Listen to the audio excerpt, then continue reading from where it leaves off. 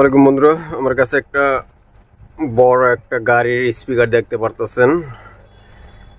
এটা স্পিকারটার ওয়াট আছে হলো আপনার 100 ওয়াটের একটা স্পিকার।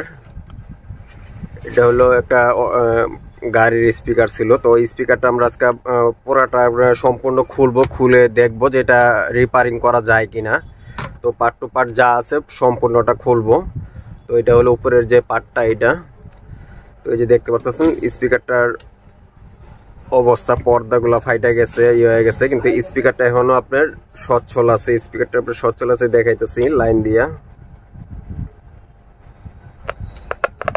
দেখছেন স্পিকারটা সাউন্ড হইতেছে। আমাদের স্পিকারটা কয়েলটাও ভালো আছে, সবকিছু, খালি পর্দাটা ছিঁড়া গেছে। যে কয়েলটার ইটা আছে এটা একবার জাম হয়ে গেছে, একেবারে জাম।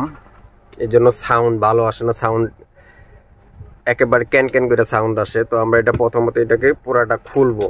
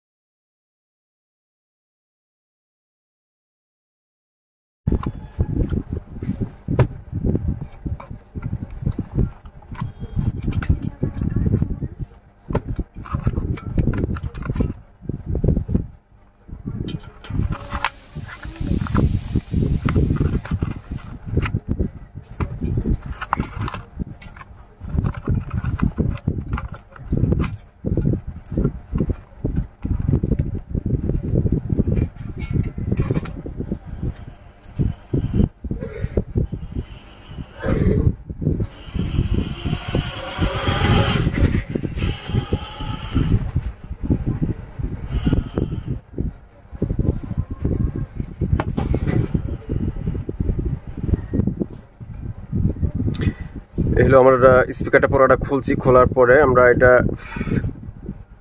চাইলে রিপেয়ারিং করতে পারবো, কিন্তু রিপেয়ারিং করলে এটা আগের মতো আর কি সাউন্ড আসবে না।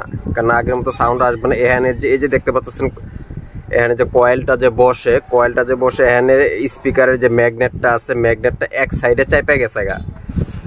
এই সাইডে চাইপা যাওয়ার কারণে, এই যে দেখতে পাচ্ছেন এক সাইডে চাইপা যাওয়ার কারণে কয়েলটা এখানে বাজার কারণে সাউন্ডটা ঠিক আসে না। কারণ এটা আবার পুরাটা স্পিকার ম্যাগনেটটা যদি খুলতে যায়, খুইলা নতুন করে করতে গেলেও এগুলা আপনার পুরাটা হইলো ওইভাবে আগের মতো ফিটিং হবে না, বা আগের মতো ফিটিং করলে এটা ওইভাবে বাজবে না আর কি, সাউন্ড কোয়ালিটি আগের মতো আসবে না। আর এইগুলার যে এইগুলো আছে, পর্দাগুলো আছে, এগুলা অ্যাভেলেবেল পাওয়া যায় না। এই পর্দাগুলো অ্যাভেলেবেল পাওয়া যায় না।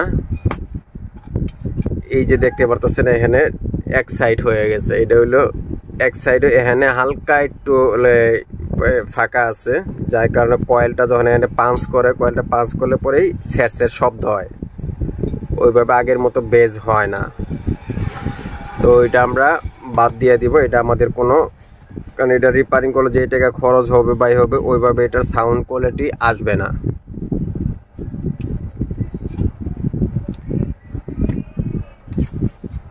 তো আমাদের এটার কাজ শেষ। পোস্টমর্টেম করলাম, এটা পোড়াটা ভাঙ্গা দেখলাম যে এটার কাজ শেষ, এটা ওইভাবে কোনো কাজেই আসবে না।